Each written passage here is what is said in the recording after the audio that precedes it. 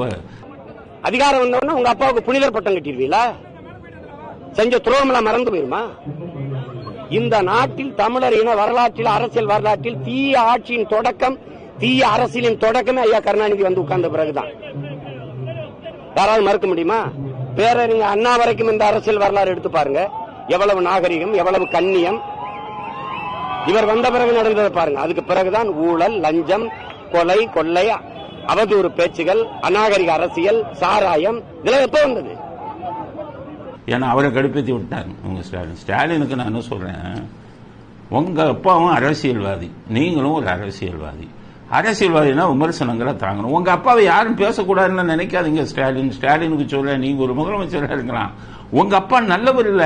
உங்க அப்பா பல தவறுகளை பண்ணியிருக்காரு. நிறைய விஷயங்கள் எனக்கு தெரியும். பல விஷயங்களை சொல்ல முடியாது. நீங்க என்னமோ பெரிய தப்பு பண்ண அப்பாவை வச்சுக்கிட்டு உலகம் பூரா, ஊர் பூரா